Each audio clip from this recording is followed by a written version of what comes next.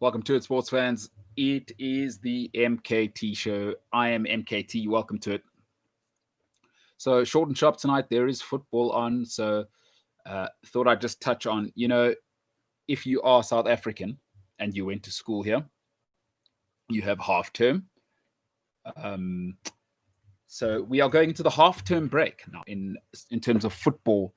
And the Premier League, we're sort of 17, 18 games into it. January is generally the halfway mark, even though they haven't gotten to 19 games. But it's half term, so I thought I'd just give a report for the Big Six, see where they are and how I think they've done this season. The traditional Big Six, not the top six in the league. So I'll give my report there. MKT Inspires on social media. Otherwise, Cliff Central Sport on all social media platforms, Cliff C Sport on Twitter. So before you go, when you watch this, please click that one. That is like. That is good for the algorithm, as they say in Spain. Welcome to the MKT Show. Let's get into it. See, short and sharp, one topic tonight, and we'll all move on and be able to watch Man City dismantle Brighton, and it's Spurs playing a little bit later. So that'll be interesting for those of you that are Premier League nuts. Okay, so let's start at the top table. So mid-season report. Just like you get half term, I remember the dreaded half term. That was always like, had lots of fun at school, but then I've got to take this report home to my parents. That is going to be rough. Like clockwork. I started getting reports in the third grade, so it was a long 9 years because every June was just inevitable trauma for my parents and me just throwing my bag and, all right, see you later. Terrible student, this guy here. Anyway, let's get to it. We'll start with Man United. Listen, the most wins in the EPL. They won again last night. Close again. Champions win like that. Winning teams, again, people say lucky, but this is what happens, right? Is when you're good, when you're good, you seem to be more lucky. That's what happens. That is just what happens. They were good last night. They won again, 1-0, clung on against Burnley. Terrific. So most wins in the EPL, 11. Second, what does concern you, though, is the goals conceded. I think that'll probably the attack's great. Second most goals scored, so that's great. They're defending well. So if you're a United fan, you're really, really happy with that. I think unbeaten in 9, I believe it is, on the local scene. That is awesome. That is awesome. You've got to say United have been terrific over the last month or so. Where you might want to mark them down is they did get knocked out of a gimme Champions League group. I mean, you can't have that. Listen, I don't grade on a curve, right? I can't look at just the league. We're talking about the entire season here. No good. No good if you're a United fan. Or maybe it is, but I think by United standards, you want to be getting through that group and at least to the knockout phases. So a B+ for me. I think Man United, nobody expected them to be where they are. As many wins as they've had, unbeaten in a while. So for me, I'd give them a B+ so far. And this is the half-term report, if you're just joining us. A B+, because I don't think, not even Man United expected to be here. I mean, they beat Liverpool. They go 6 points ahead of everybody. Are they gonna win the league? Absolutely not. Let's not be ridiculous. But they are where they are. And people at this stage would have been thinking somewhere 6th to 8th. But they are top of the league, and that is happening. A lot of people aren't happy with that, but hey, listen, bad news is all around us. Get used to it. Be a grown-up. So for me, Man United, half-term report, B+. Liverpool, listen, I can't get the taste of that 7-2 out of my mouth. And they've conceded a couple of goals, and it's looked messy at the back. I don't want to hear about injuries. It's part of football. I don't want to hear about Virgil van Dijk. He's not Liverpool. It's not Van Dijk FC. It's Liverpool FC. I'm afraid I can't give you that. So I can't get that out of my mind. Klopp's falling apart a little bit. I don't like it when managers start to get loud and talk about other teams. That's no good. That is no good. That tells you, in life, other people's problems, always nicer to talk about. And whenever people, I always watch couples like on social media. And whenever couples start to tell you how great and how much they love the other person, I start to go, like, you don't need to tell me you love people. Okay, because you know what that tells me is there's real problems inside. That happens with all of us, though. Tell me how much you love so and so. Like, okay, that relationship's on the clock, and I think the Liverpool thing's on the clock. Jurgen Klopp cannot He can't stop talking about referees and other teams and Man United and penalties. Like, Jurgen, please do your job. Right? Defend your team, but do your job. You don't need to talk about Man United and how many penalties they've had. That's for football fans and other people. Right? You defend your football club to the hilt, but that's all you talk about. Do not talk about other teams. Don't talk about the refs. That's none of your problem. You talk about the refs in your game. That's it. But I think Klopp's unraveling. I don't like to see that. The saving grace is the second coming of the second coming has happened, and they do have him up front. His name is Sadio Mane. Without him, it's a mess. Because Mo Salah is not. Listen, Salah is just what we used to call, if you're South African, you might know this term, a glory boy. Right? He's very, very good. Because what he'll do is get in the box. He's the most selfish man alive. He will shoot, and he often scores. That he does do. But Sadio Mane is the second coming. He's unbelievable. There's just nothing you can do. And by the way, he's like my height. I was looking. He's a little bit shorter than me. I think he's 176. I'm 178. But his aerial ability is out of this world. You'd swear he's Alan Shearer or Zlatan Ibrahimovic or Drogba. The amount of headers he scores, and worldies as well. He's unbelievable. He's their saving grace. Without him, they're probably in 6th or 7th place. He is a different class. He does everything. The work rate's phenomenal. No ego. That helps. I give Liverpool a B+, because ultimately they're still second, right? They're probably not where they want to be because they're not cruising like they were last year, and the standards are uber high now. Because Liverpool are the kid where, people say they don't prefer certain kids like parents. They do. It's fine. Accept it, by the way. You have expectations. You all know your kids, or if your brother or sister, like, I know in my family, I'm the dumb one, right? Like I don't say that to demean myself, but I got a mother with 2 doctorates. I've got a father who's a chemical engineer, and my sister's got a natural science master's degree. You start to say, okay, and then there's little old me undergrad at NMMU.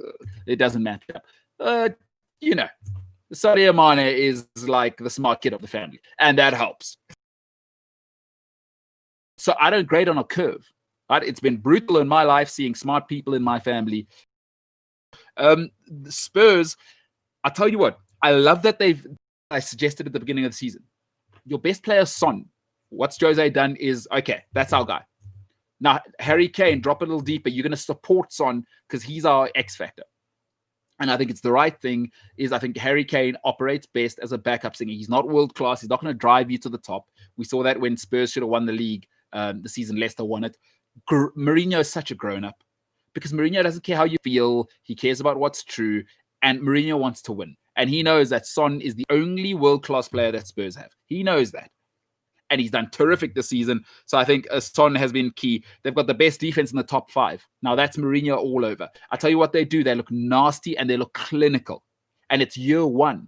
Because we know Mourinho, when does he do best? Second season. Every club he's gone to, first season, consolidate. Second season, Inter Milan, treble. Porto, second season, treble. Beat Man United away with no bodies. Right? Sensational second season. Real Madrid, first season rough. Second season, he sets the points record in La Liga history. That's what Mourinho does. Chelsea, first season, okay, win the league. Second season, concedes 15 goals. 15 goals in the entire season. Lock him up. Mourinho's second season will be incredible. The Spurs team, by their standards. Remember, I grade by the standard. Spurs is an A so far. They look disciplined, and they're missing talent, right? Like you can't have Harry Winks as an option and think that's going to work for you long term. There's nothing Mourinho can do about that because Daniel Levy doesn't like to spend money. He likes to find value. Ndombele, I don't really like. Like for me, Ndombele was overweight at the beginning of the season and has had those problems, a little bit of whinging. See, if you have to motivate somebody, I always worry about that. Like, what happens when you're not there? What happens when Mourinho is not there watching? Mourinho can't watch him all the time. Mourinho's got to manage the whole club. So I still don't think you can build a club around those guys. And I don't think Bergwijn has really worked out this season. And I don't think you'll like him. Dele Alli's been a problem. So Mourinho is ironing out the problems, and the deadwood will be gone at the end of the season. I think Bergwijn, I think Ndombele, Winks, that's going to be tough. But by Spurs standards, it's been an A so far. He's done everything. They look solid. and they look like a Mourinho team. So expectation over-delivered. I would have thought top 8, but Mourinho being Mourinho, they're in the title hunt. If you don't believe that, do I think they're going to win the title? Do I think they'll be top 4? Probably not, but they're in the mix. Jose Mourinho, great job. Man City, listen, Pep won't like how loose it's been. If there's one thing we all see Pep Guardiola being is pedantic and perfection. He's got like OCD, right? Is they've been really loose this season. And everything that is sustainable starts with discipline. And it's been shocking at Man City this season. Pep's never had a dressing room this loose. Now, he's also never had a dressing room this young, right? At Barcelona, they were young, but they were his kids. So they knew. They did it the La Masia way. He went to Bayern Munich. What happened there? Bunch of grown-ups. Bunch of world-class grown-ups, and the Bavarian way really took over. Mia San Mia. He didn't have to go and sort of renew the culture. Right now is the fabric of Man City, right? Has been ripped away. Vincent Kompany, David Silva, Aguero's getting old, moving on, Yaya Toure, all these old pros who were disciplined and they knew how to win. Pep, for the very first time, has to actually inculcate a culture.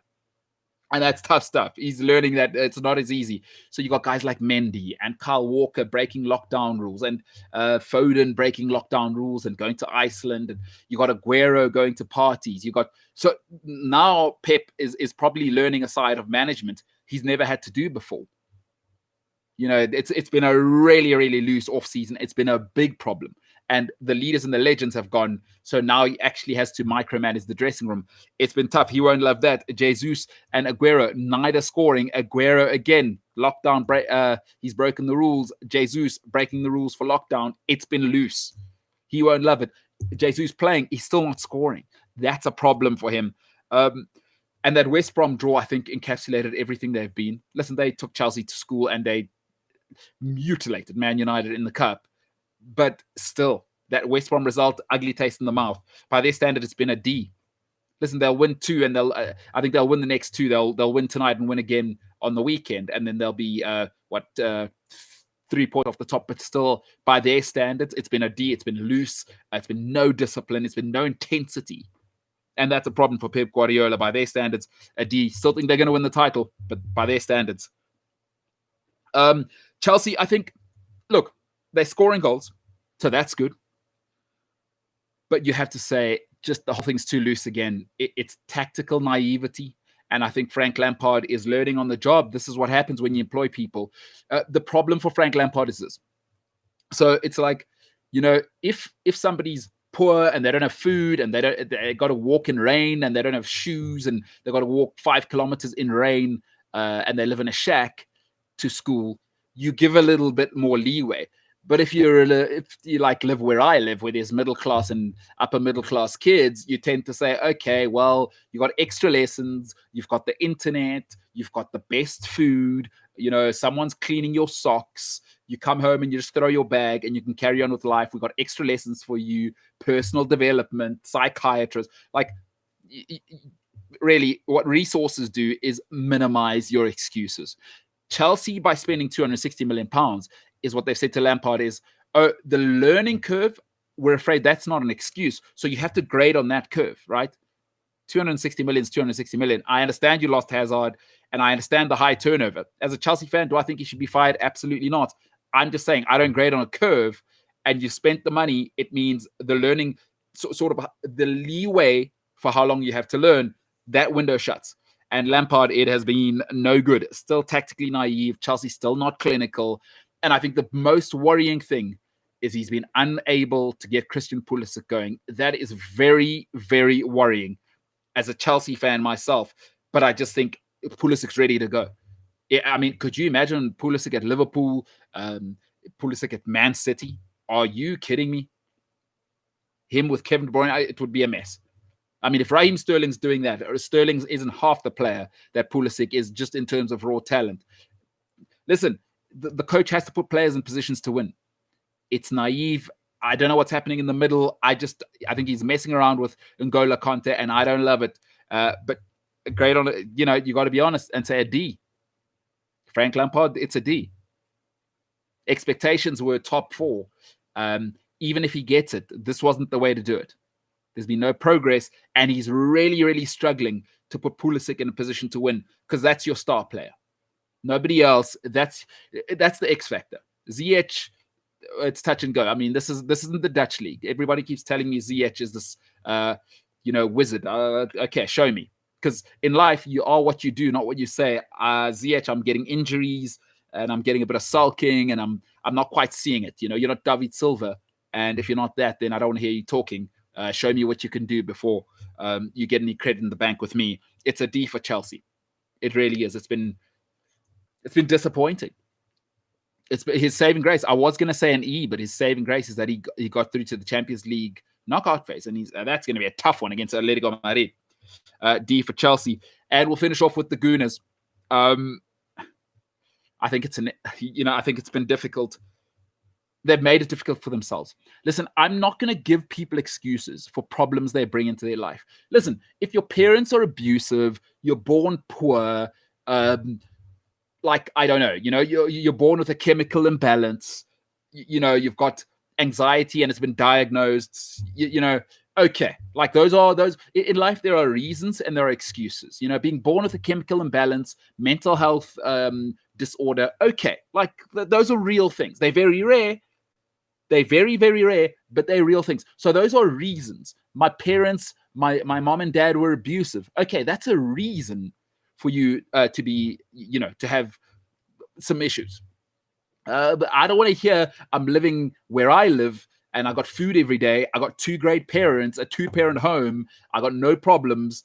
I got all the money in the world. I got nice clothes. I got nice friends. I got a swimming pool at my house. I don't want to hear your excuses. Because those are excuses, right? I'm just so stressed because of lockdown. Like, do me a favor. I'm sorry. I'm not giving a kid in school with Zoom, right, and 6 teachers sending them resources an excuse when there's kids walking 10 kilometers in South Africa to school in the rain and winter. So Arsenal, I'm afraid I'm not grading on a curve. There are no excuses. You spent money on Partey. You had enough time to decide on Mikel Arteta. That was your own decision. I don't want to hear it. Spent money on Partey. It's another injured player that they bought.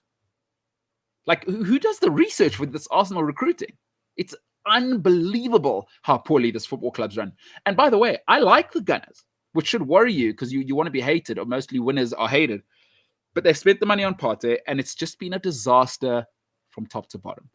If it's not Ozil, it's Luiz. If it's not Luiz, it's Aubameyang. It's been a disaster. Arsenal's season has been an unmitigated disaster. I don't want to hear about the last 3 games. Just forget those. That's a flash in the pan. That's not who Arsenal are. It has been a disaster. Don't tell me they're 3 points behind Chelsea. It's not going to end that way. They're going to probably end somewhere between 8th and 10th. You know that. I know that. But the most worrying thing in the world, and I've said it before on this show, there's a reason when I work with people, I generally work with people over the age of 30, is I know what I'm getting with older people. Arsenal are relying on 2 19-year-olds. What is the truth? The truth and only truth about young people. And it's not their fault, because neurologically they haven't developed. They're inconsistent. So if Smith Rowe and Saka are your plan until the end of the season, that's not a plan. I'm sorry for the Gunners, it's an F. It's an F because you saw this coming last season at the beginning of the season with Emre. What did Josh Kroenke say? Get excited. I'm sorry. If you're a Gunners fan, it's an F. I cannot grade on a curve. This is the great Arsenal. I cannot see some of these performances I'm seeing now. It is unacceptable for Arsenal to have people like Ozil and Guendouzi. Like, it feels like a spaza shop. Honestly, it feels like I don't know, I feel like I'm in like a township plaza with Arsenal. If it's not one thing, it's another. Like, I'm sorry. If it's 2 or 3 things, okay, you know what? It's just a bad apple. But it's Guendouzi this side, it's Ozil this side, and then you fire a manager in the middle of the season, and then you've got David Luiz fighting with the coach, and then you've got Aubameyang sulking, and then you've got Lacazette not wanting to come off. I mean, and then you've got Granit Xhaka again sulking at the football club. Like, it's too loose. I've got also like all sorts of friends, right? And now I'm getting a little bit older, getting into my 30s. And I see which kids and of my friends, I know which kids were raised well, like which of my friends were raised well, because you just go to their home and you're like, oh, it's because the parents have a culture. Like their parents don't have to be around for them to be on their best behavior more often than not, and just be adults and be grown-ups, right? Is Arsenal feels like that home where just parents were never there. It's like, oh, I don't care, you know? Like there's just what is going on at this football club. Guendouzi, Ozil, Luiz, Aubameyang, Xhaka, it's a mess. It feels like they're making it up. And like from top to bottom, an F for the Gunners. I'm sorry. And I don't see the season going well. I know the Gunners think the last 3 games is where it's going. And I know people think Arteta's turned it around. It's going to take 2 or 3 injuries. You got problems. Pablo Mari is not a solution, folks. Rob Holding is not a solution over 38 games. You got 20 more games, 21 more games. It's going to be painful. And to this stage, everything about Arsenal is a mess. I'd say the one thing you've done right is sticking with Arteta. That's the one thing. And Arteta's new. We don't know where that's going. So that's my half-term report on the Big Six. B+ for Man United, B+ for Liverpool, and A for Spurs, D for Man City, D for Chelsea, and the Gunners get a big fat F. A big fat F. Love to know what you think. MKT Inspires on social media. Feel free to slide into the DMs if you have an opinion. Otherwise, sport@cliffcentral.com. That's sport@cliffcentral.com. Otherwise, Cliff Central Sport on all social media. Let's take some comments before I go. If it isn't good old Jesse Randolph. Good old Jesse Randolph. Jesse says, how long do you reckon United will be top? They're playing Liverpool soon, if I'm not mistaken. That's correct. I think that's on Saturday or it's on Sunday. Who knows? I mean, I think they'll... Do you know what I think? I think Liverpool are going to come revved up. Honestly, I'm not kidding. I'm not second guessing this.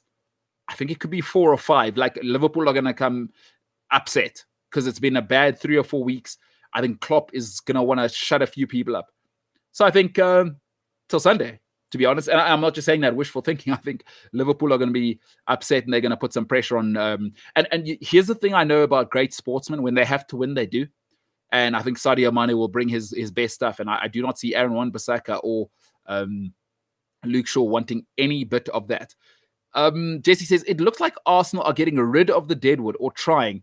Ozil is finally leaving. Have Arsenal turned a corner? Jesse, here's how I approach life, because I'm 35 now, so I'm getting a little bit old to get excited about one moment. It's like, I feel like Arsenal are in an abusive relationship.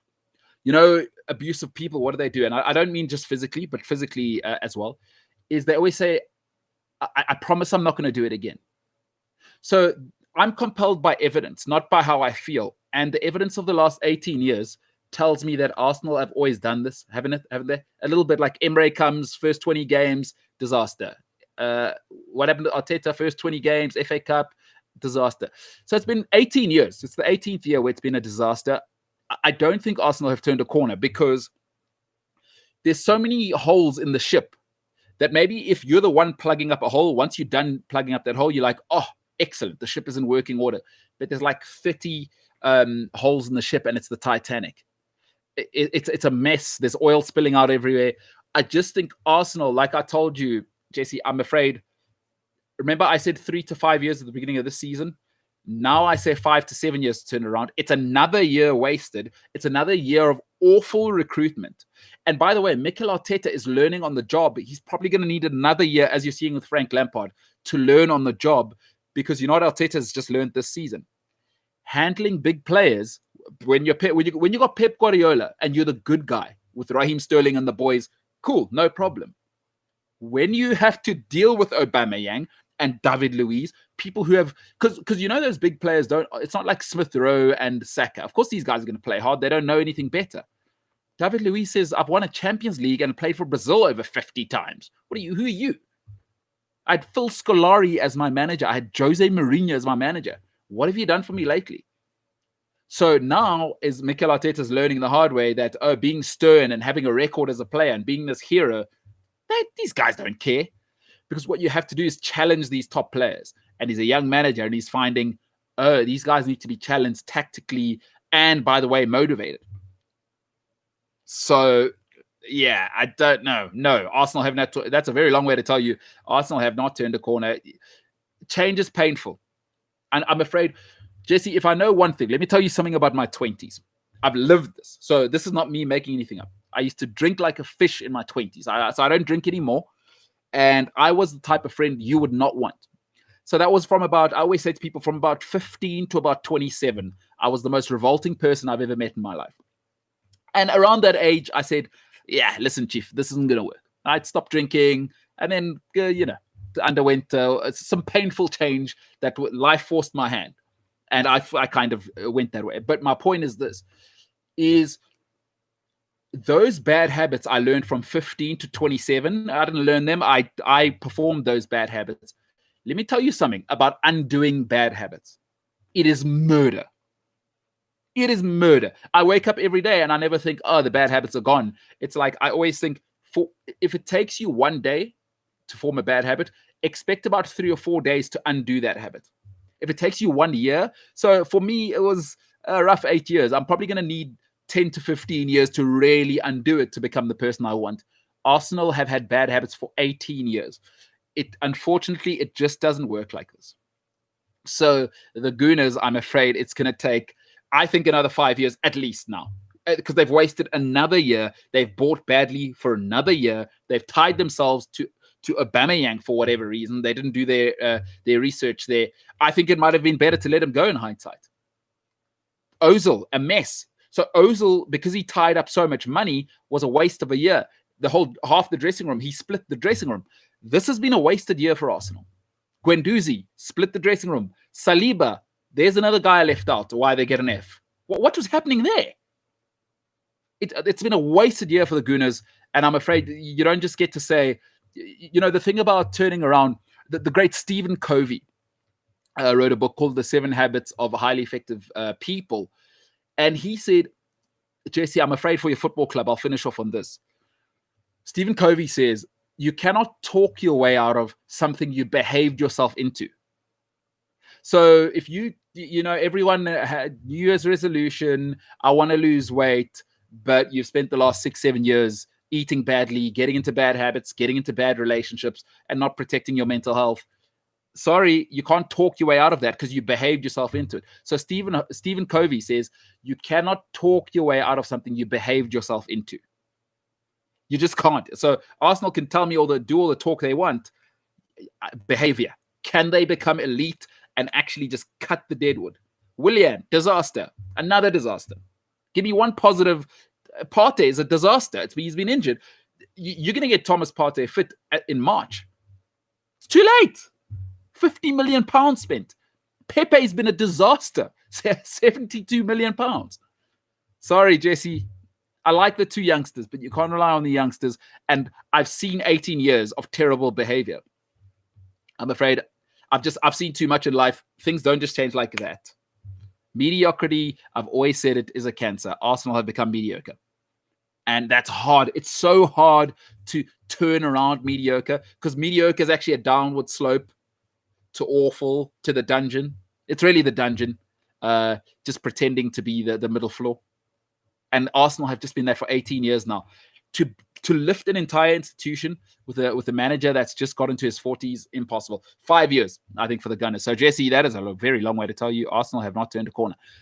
Jesse says, it has been awful. How can youngsters be carrying our team? I totally agree with you. And Jesse says, Rob Holding just signed a new deal. Jesse, I tell you what they might be doing with the Holding thing, and sometimes you need this, right? It's the same thing I think Chelsea did with Josepa Azpilicueta. Maybe Arteta's realized the youngsters are the way to go, and he'll sign his own guys slowly. So Partey's his first own guy. Next season, he'll get his own guys again. He'll chat to Edu, and they'll start getting Arteta guys. And maybe what he's saying is, Holding needs to be like Azpilicueta. Maybe not good enough to be in the team when Gabriel is back and Murray is back. And you've got your full team, but he's a locker room guy because Holding hasn't complained. He's never said a peep. He's a Gooner through and through. I think he's from the youth. He is from the youth system. So maybe you keep him around just to show the youngsters the way to be a gunner. There's so much that's been eroded in the dressing room. You look at people like Luiz and Xhaka. Those are not Arsenal guys. I don't think that's what Arteta wants. So So I think there may be something to that. And also, you may want to, with English players, they always cost a little bit more. You make him sign a new deal. What it does is you give Rob Holding some value. Listen, I've seen some of the prices for players going that are English. You can get £30 million for Rob Holding, because I don't think Michael Keane's any better. And Everton paid an arm and a leg for him, and he is mediocrity personified. But good attitude, good pro. So I think that might be what's happening there. Jesse says, you should grade Leicester and Everton also, top 6. All right, I'll do that. I can do that on the fly. Leicester, A+. Everton, I would say a C. They spent lots of money. They brought Carlo Ancelotti in, and I don't think James Rodriguez has been who they want him to be. Leicester's an A because they brought in Brendan Rodgers, has been phenomenal out of the gate. Jamie Vardy is a Premier League legend. And I think they struck a deal by signing that 5-year deal and giving him £100,000 in Maddison. Because let me tell you what Maddison is. Maddison is what every English football fan wishes Grealish was. Because he was a big-time Charlie, and he had his problems as well with the behavior. They gave him the money. He's been nothing but a grown-up. The injury held him back. But my God, since Maddison came back, a different level. So I would say an A for Leicester. I would say C for Everton, because you cannot be happy with the money you've spent there. Decore, Alan, Calvert-Lewin is top end. I think there's certainly problems there. There are problems there. Even though they're doing well, I think they probably expected to be kicking on a little bit more. And I think the James Rodriguez thing is a problem. So that's a quick one there. And I'll finish off with Jesse says, for a sports show, I get pretty good life advice. Hey, I had good life advice from my parents. So it's not good life advice from me. You can thank my mom. My mom and dad, they are very strict people. But as I get older, it's like, oh, thank goodness. Thank you. Thank you for everything they did.